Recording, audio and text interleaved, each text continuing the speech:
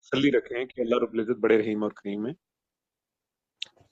अल्लाह पाक जब अपना फजल फरमाते हैं और मोहब्बत करते हैं तो फिर असातिज़ा भी मिला देते हैं और कामल लोगों तक एक्सेस भी दे देते हैं और उससे फिर मुस्तफीद भी लोग हो जाते हैं। तो अल्लाह पाक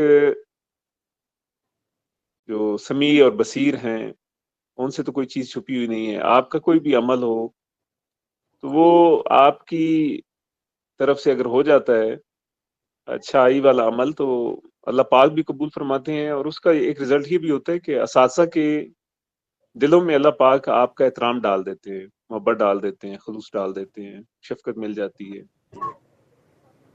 तो असातिज़ा की अगर लोगों उनकी वसातत से उनके जब क्लोज़ होते हैं और उनकी बातों से मुस्तफ़ीद होते हैं और फैज़ान मुस्तफ़ा सल्लल्लाहु अलैहि वसल्लम से जब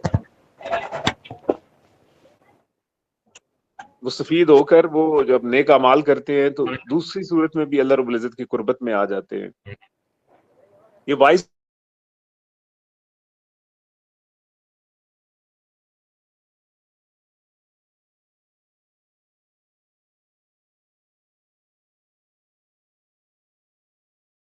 प्रैक्टिकली आप कोई काम करें तो उस पर भी अल्लाह पाक का फज़ल और करम है और वो अपनी शान के मुताबिक उसका समर देंगे।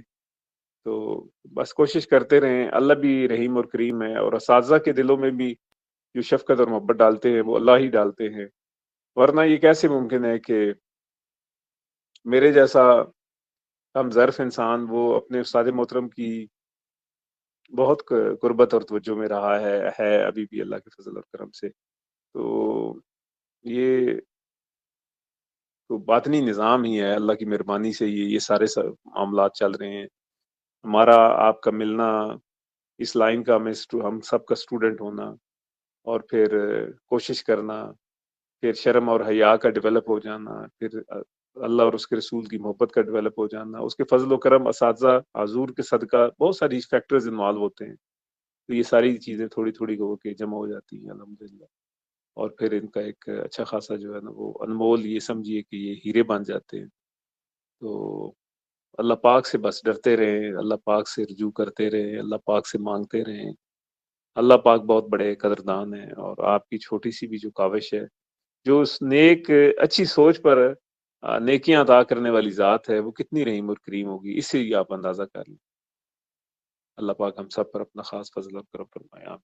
जज़ाकल्लाह। सुमा आमीन।